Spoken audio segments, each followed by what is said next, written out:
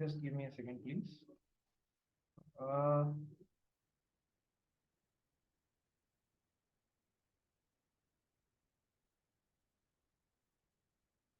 कल कहाँ तक कर लिया था भाई? एंसल नहीं, एंसल तो कल था ही नहीं। विदुष, कल कहाँ तक कर लिया था? शायद अखिलेश तक कर लिया था, लास्ट पे था। अखिलेश तक कर लिया था। ओके। शेखर, हाँ ठीक है, कर लिया था। Let's start from question number 15। Daksh Agarwal, question number 15 से पढ़िए। Yes, sir. Mr. Ramaswamy of Chennai placed an order with Mr. Shah of Ahmedabad for supply of Urid dal on 10th November at a contracted price of rupees 40 per kg. The order was of the supply of 10 tons within a month's time, viz. before 9th December.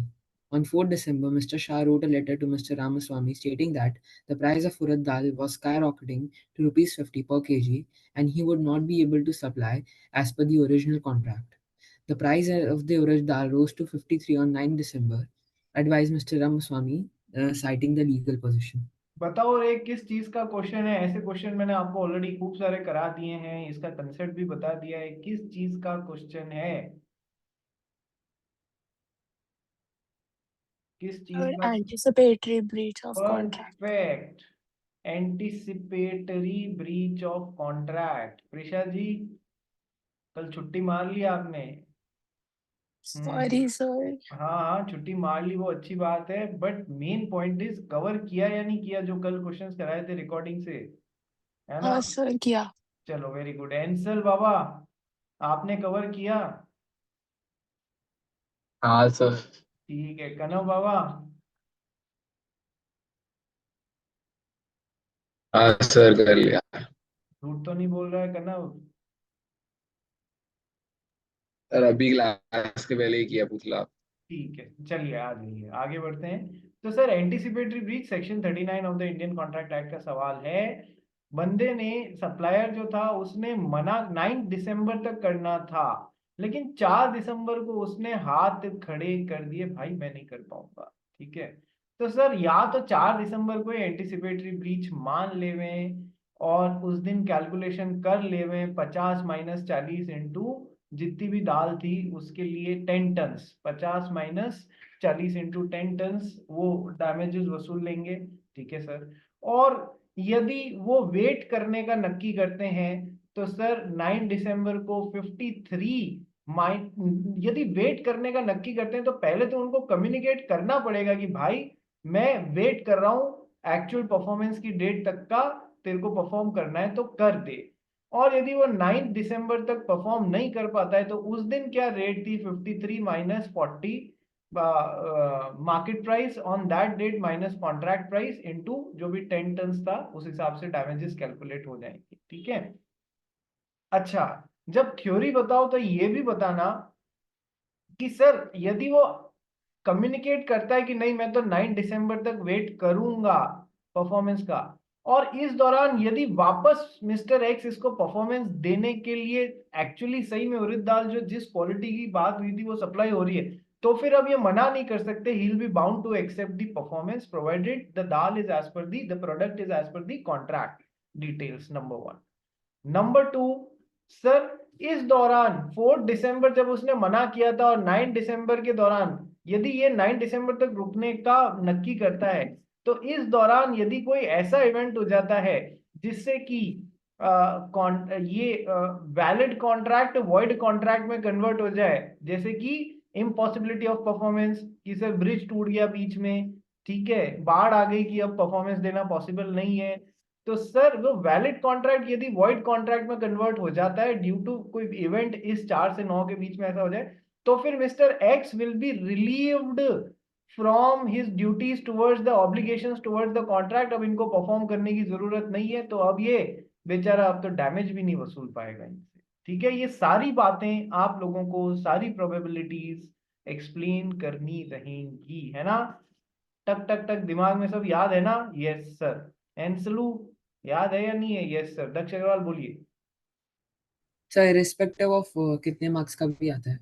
यार है ना, irrespective की बात ठीक है, तूने race कर ली, बाकी ये पॉइंट्स है ना, ये जो क्वेश्चन है ना, कम से कम आई बिलीव 3 से 4 नंबर तो मिनिमम के लिए आना चाहिए, और यदि 3 से 4 के लिए आ रहा है तो हमको करना चाहिए ये सब, ऐसे ही नंबर नहीं मिलेंगे। ठीक है। ठीक है, चलिए क्वेश्चन नंबर 16 पढ़ भाई। PM Limited contracts with Gupta Traders to make and deliver certain machinery to them by 30th June of 2017 for rupees 21.50 lakhs. Due to labor strike, PM Limited could not manufacture and deliver the machinery to Gupta Traders. Later, Gupta Traders procured the machinery from another manufacturer for 22.75 lakhs, and Gupta Trader was also prevented from performing a contract which it had made with Zenith Traders at the time of their contract with PM Limited, and were compelled to pay compensation for breach of contracts. Uh, Calculate the amount of compensation which Gupta Traders can claim from PM Limited, referring to the legal provisions of the Indian Contract Act 1872. Same lines पे अपन ने question पहले भी किया हुआ है, but फिर भी इसको कर लेते हैं। 2-3 पॉइंट्स हैं क्या सर? 2 चीजों का क्वेश्चन है, ऑर्डिनरी डैमेज और स्पेशल डैमेज। ठीक है सर। तीसरा है, can strikes and lockouts be taken as an excuse towards non performance of contract? क्या इससे आदमी छूट सकता है कि नहीं मेरे फैक्ट्री में स्ट्राइक या लॉकआउट हो गया था? तो सर क्वेश्चन क्या है कि सर एक मिस्टर एक्स ने ये गुप्ता ट्रेडर्स को वाई मान लेते हैं, एक्स ने वाई को मशीन सप्लाई करने की बात करी थी 21.5 लाख में, पर वो नहीं कर पाया क्योंकि उसकी फैक्ट्री में लेबर स्ट्राइक हो गई। इस वजह से फिर वाई को वो 22.75 लाख में खरीदनी पड़ी।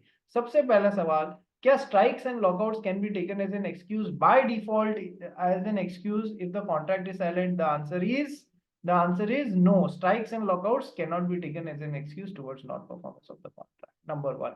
इसलिए वो मिस्टर एक्स इस बात को एक्सक्यूज जैसे बोल के ये नहीं बोल सकते मेरी कोई जिम्मेदारी नहीं है स्ट्राइक लॉकआउट से। हाँ, काउंटर पार्ट भी लिखना कि स्ट्राइक और लॉकआउट को केवल तभी यूज किया जा सकता है as an excuse towards non performance if it has been mentioned into the contract. ठीक है, तो सर सिंस यहाँ इंफॉर्मेशन नहीं दी गई है तो हम तो यही मान के चलेंगे strikes and lockouts can not be taken as an excuse towards non performance of the contract. First point. तो आ जाओ फिर, अब डैमेजेस पे करने पड़ेंगे। कितना सर? मार्केट से लेना पड़ा, कितना महंगा पड़ा कि सर 1.25 लाख रुपीस महंगा पड़ा। तो ये तो हो गए ऑर्डिनरी डैमेजेस। ऑर्डिनरी डैमेजेस ये तो मिस्टर एक्स को पे करने ही पड़ेंगे, पर सर वो जो स्पेशल डैमेज है, जो वाई को एक तीसरी पार्टी जेड के साथ में कॉन्ट्रैक्ट पूरा नहीं कर पाया क्योंकि मशीन नहीं मिली तो मार्केट से लेट खरीदनी पड़ी, तो मिस्टर एक्स एक्चुअल में जिम्मेदार थे। पर सर क्या वाई ने फिर जेड को जो अंडर सेकेंड कॉन्ट्रैक्ट वो पे किया है डैमेजेस, क्या वो एक्स से वसूल सकता है? कि sir these are special damages. Special damages क्या होते हैं और ऑर्डिनरी डैमेज क्या होते हैं, ये भी आपको पहले समझाना पड़ेगा, क्योंकि ये क्वेश्चन प्रैक्टिकल क्वेश्चन है। प्रैक्टिकल क्वेश्चन है तो सर आपको पार्ट 1, 2, 3 में आंसर करना पड़ेगा। पार्ट 1, पार्ट 2, पार्ट 3 याद है या नहीं है? Part 1, part 2, part 3 Raghav Kabra याद है या नहीं है? यस सर, याद है। क्या होता है पार्ट 1, 2 और 3? सर पार्ट 1 में हमें एक्सप्लेन करना होता है क्या टॉपिक पे, पार्ट 2 में केस लॉ से रिलेट करना होता है और पार्ट 3 में कंक्लूजन करना होता है। पार्ट 2 में केस लॉ बताना होता है। मतलब जो मतलब क्वेश्चन में जो मतलब जो केस दिया है उसके रिलेशन में बताना पड़ता है। ठीक है, तो पार्ट 1 को बोलते हैं प्रोविजन और एनालिसिस। यदि कोई इस टॉपिक से संबंधित जो कि क्वेश्चन आया हुआ है उससे रिलेटेड कोई केस लॉ है तो वो भी प्रोविजन और एनालिसिस में ब्रैकेट में बताएंगे आप लोग, उससे रिलेटेड लाइन लिख के। ठीक है, दूसरा तो यहाँ प्रोविजन और एनालिसिस में क्या आएगा? Number 1, strikes and lockouts can not be taken as an excuse towards non performance until unless mentioned into the contract. Second point आएगा ऑर्डिनरी डैमेजेस क्या होते हैं, स्पेशल डैमेजेस क्या होते हैं। और चूंकि ऑर्डिनरी डैमेज और स्पेशल डैमेज क्या होते हैं समझाओगे तो इनसे रिलेटेड केस लॉ का भी नाम लिखोगे। एंसेल फर्नांडीज केस लॉ का नाम बता, ऑर्डिनरी डैमेज और स्पेशल डैमेज वाला। Hadley versus Baxendale। Hadley versus Baxendale, yes. ठीक है, वो भी मेंशन करना, अदरवाइज नंबर पूरे नहीं मिलेंगे। ठीक है, फिर आ जाओगे फैक्ट्स ऑफ द केस पे। जो इंपॉर्टेंट बातें हैं वो 3 या 4 पॉइंटर में मेंशन कर देना, इससे ज्यादा नहीं। और पैराग्राफ फॉर्म में मत मेंशन करना प्लीज कि ऐसा ऐसा हुआ था कहानी जैसे, वो भी फिर पैराग्राफ फॉर्म जैसे ही नंबर दे देगा तुमको। पॉइंटर्स में मेंशन करोगे, अच्छी बात है। यदि एग्जाम में टाइम क्रंच हो रहा हो, मिदुष, लिखते लिखते समझ में आ गया कि भैया सारे सवाल जितने अटेंड करने हैं उतने अटेंड कर नहीं पाएंगे, तो आप कहां पर गोची मारोगे? फैक्ट्स ऑफ द केस में गोची मारोगे। ये आंसर में लिखने की बजाय इधर और इधर कंक्लूजन में ध्यान देना। बात समझ गए? बात समझ गए? यदि हमको टाइम शॉर्ट हो रहा हो तो हम कौन सी जगह खा जाएंगे? ये वाली। टाइम शॉर्ट नहीं हो रहा हो तो जो जो जरूरी बातें हैं फैक्ट्स ऑफ द केस वो सारी बताना, ठीक है। नेक्स्ट कंक्लूजन में कि सर ऑर्डिनरी डैमेज और special damage, Hadley versus Baxendale, special damage केवल तभी वसूले जा सकते हैं, ऑर्डिनरी डैमेज तो इतना इतना 1.25 लाख का, स्पेशल डैमेज केवल तभी वसूले जा सकते हैं जब उनके बारे में, सर पहले तो होते क्या है कि वो ऊपर अपन ने बता दिए प्रोविजन और एनालिसिस में कि सर जो जनरली डायरेक्ट रिजल्ट नहीं होते हैं वो तभी वसूले जा सकते हैं जब दूसरी पार्टी को आपने उसके बारे में पहले से अवेयर करा दिया हो, अदरवाइज वो वसूलोफाई नहीं कर सकते।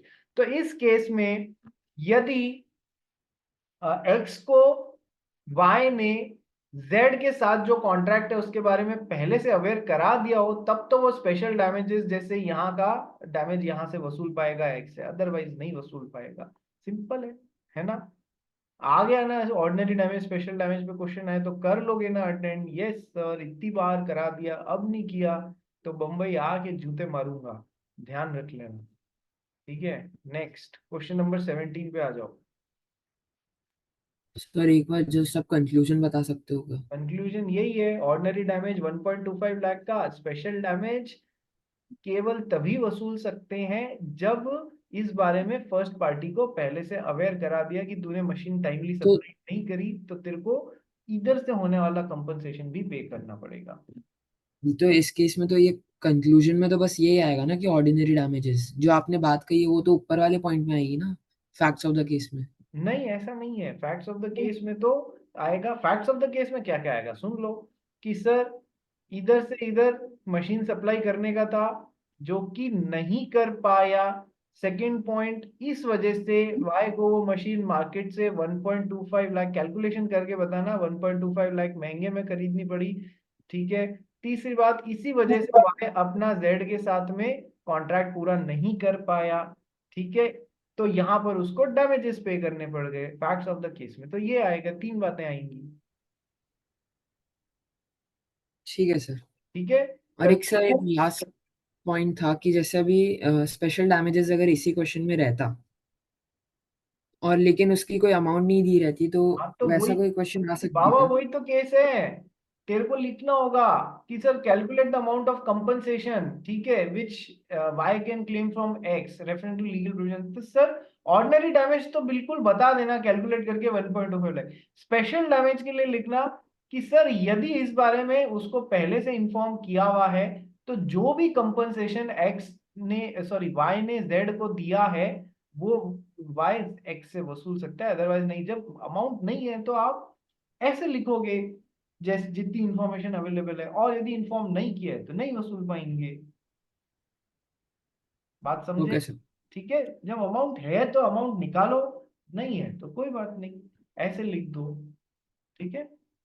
चलिए, क्वेश्चन में पता पड़ रहा है कि वाई ने एक्स को अवेयर कर दिया था अपने जेड के कॉन्ट्रैक्ट के साथ में, तब तो डेफिनेट लाइंस में लिखना।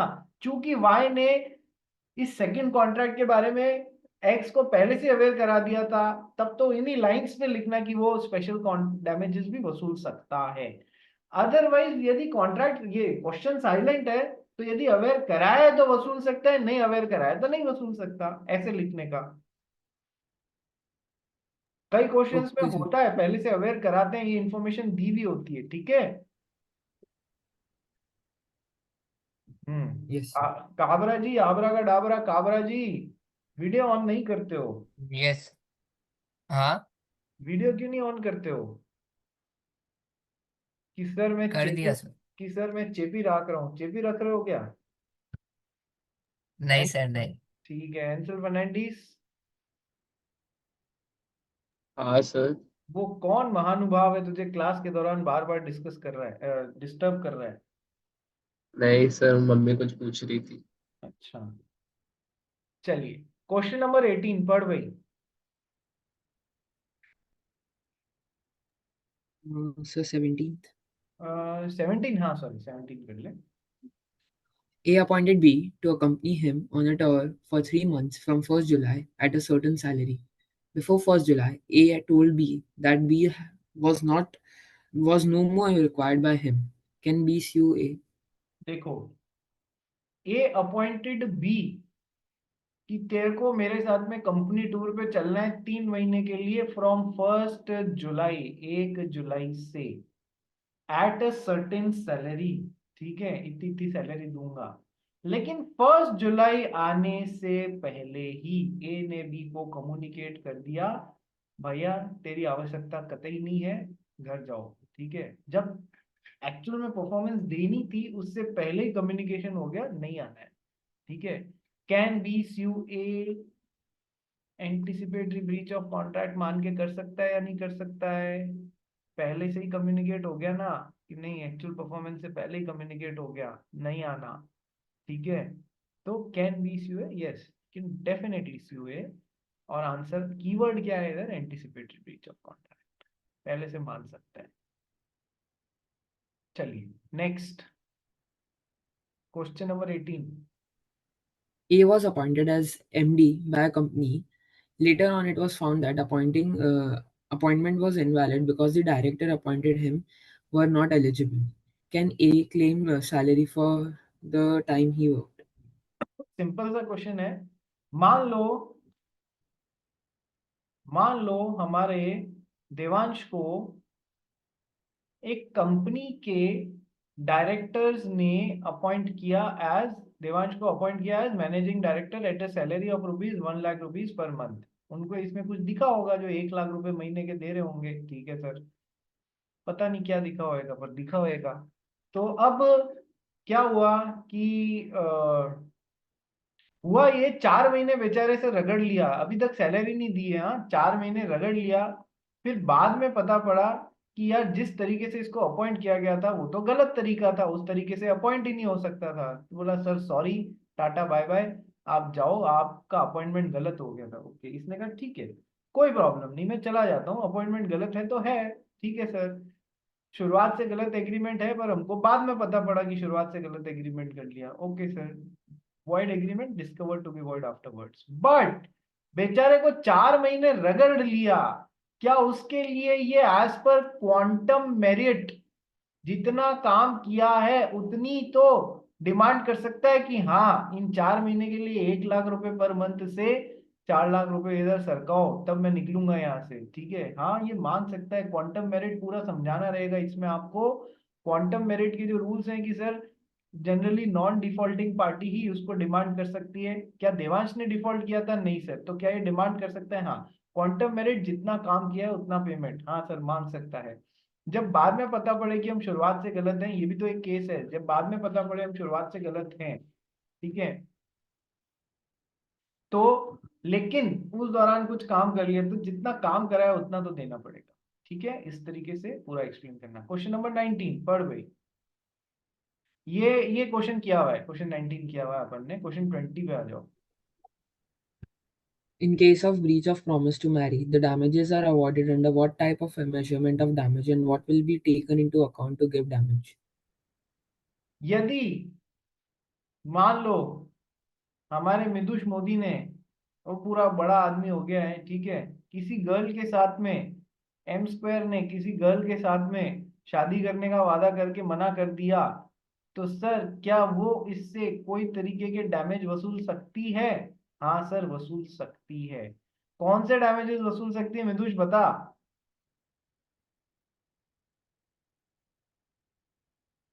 अरे ओए, ऐसे कैसे ना बोल रहा है कि सर मेरा ही एग्जाम्पल लेके मेरे से ही पूछते हो जवाब कि मेरे से कोई कितना डैमेज वसूल पाएगा? हम्म, अच्छा प्रिशा तू बता। और exemplary damages. सही बात है, लड़कियों को सब याद होगा इस समय कितना क्या वसूलना है। है मेरी बात को हाँ सीरियसली मत लेना, मैं तो जस्ट थोड़ा सा। एग्जेम्पलरी डैमेज को और क्या बोलते हैं? एग्जेम्पलरी डैमेज और विंडिक्टिव डैमेज और प्यूनिटिव डैमेज, ठीक है, पनिशमेंट के नेचर में। तो आपको बताना रहेगा वैसे तो एग्जेम्पलरी या विंडिक्टिव या प्यूनिटिव डैमेजेस अलाउ नहीं होते हैं, for the very simple reason कि डैमेज वसूलने का कायदा क्या होता है? To make good the losses. Damage इसलिए वसूलते हैं to make good the losses, ठीक है। पर डैमेज कभी भी किसी को एग्जाम्पल सेट करने के लिए या पनिशमेंट देने के लिए नहीं वसूला जाता, ये गलत थ्योरी है। इसलिए बाय डिफॉल्ट एग्जेम्पलरी, विंडिक्टिव और प्यूनिटिव डैमेज जो है वो वसूल नहीं हो सकते। लेकिन sir under to circumstances exemplary या विंडिक्टिव या प्यूनिटिव डैमेजेस वसूल सकते हैं। पहला तो था कि सर शादी का वादा करके उसको तोड़ दिया, तो जिसने भी तोड़ा, चाहे बॉय ने तोड़ा तो सर गर्ल इससे वसूल सकती है, चाहे गर्ल ने तोड़ा तो बॉय इससे वसूल सकते हैं। हाँ अपोजिट भी पॉसिबल है, ये मत समझना कि गर्ल की प्रिविलेज होगी, ठीक है। तो वो वसूल सकती है। दूसरी क्या सिचुएशन है जहां पर एग्जेम्पलरी या प्यूनिटिव या विंडिक्टिव डैमेज वसूल सकते हैं? श्रेया बियानी बता। हाँ सर। दूसरा कौन सा जगह है जहां एग्जाम्पल है, पॉइंट है जिसपे एग्जेम्पलरी या प्यूनिटिव डैमेज वसूलना कानून अलाउ करता है?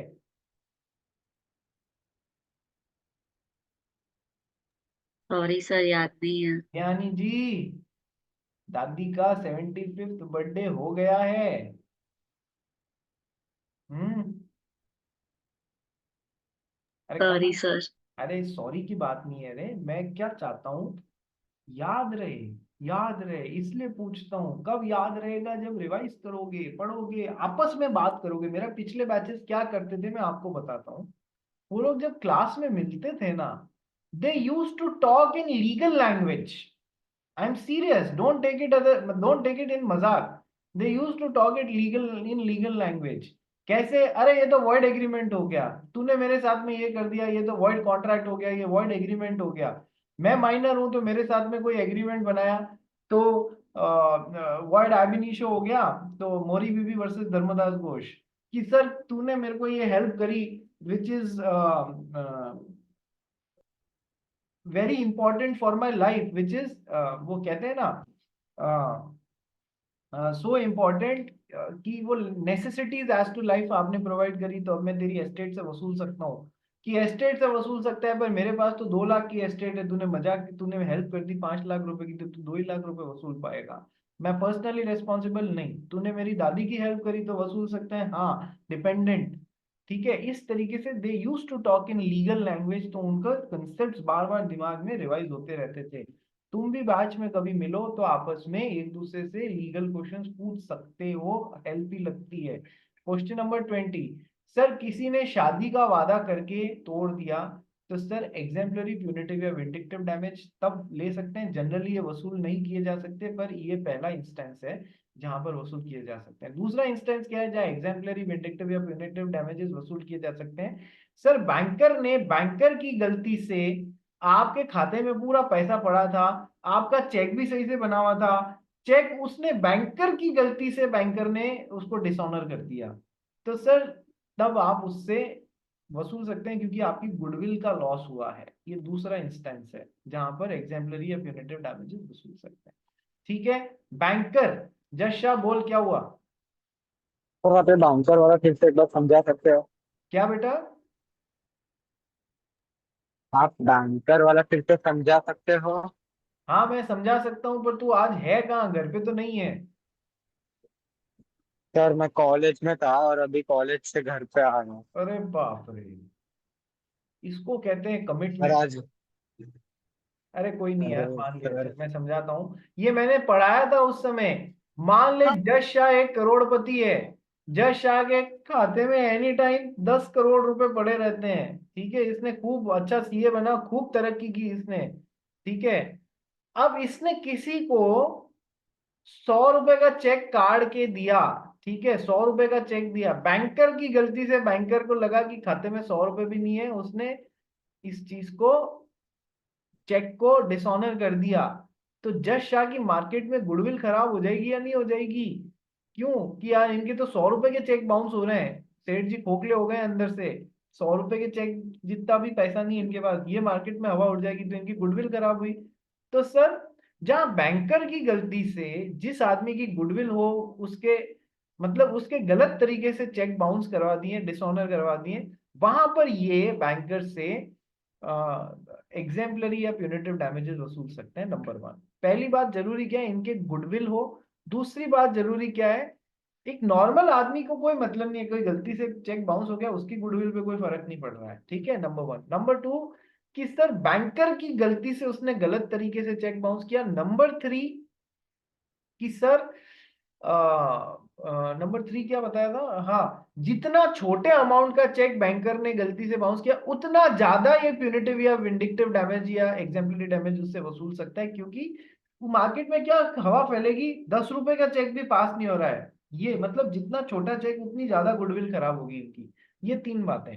और मैरिज में क्या ध्यान रखना है शादी वाले में कि सर शादी का वादा करके तोड़ दिया तो एग्जेम्पलरी, प्यूनिटिव या विंडिक्टिव डैमेजेस वसूले जा सकते हैं। और उसका वो कैसे वसूले जाएंगे कि सर जितना वो मेंटल वो कहते हैं ना उसको पेन हुआ है या फिर सफरिंग हुई है उस हिसाब से डैमेजेस वसूले जा सकते हैं। क्वेश्चन क्या है देखो, what type of instrument of damage measurement of damage and what will be taken account into account to give damage. तो अपन ने वहां पढ़ा था ना, फिर उनको जो भी मेंटल ट्रॉमा या ये जो भी उन्होंने फेस किया उस हिसाब से वो डिमांड कर सकते हैं। उसका इतना सही आंसर होगा, ठीक है। Question number 20।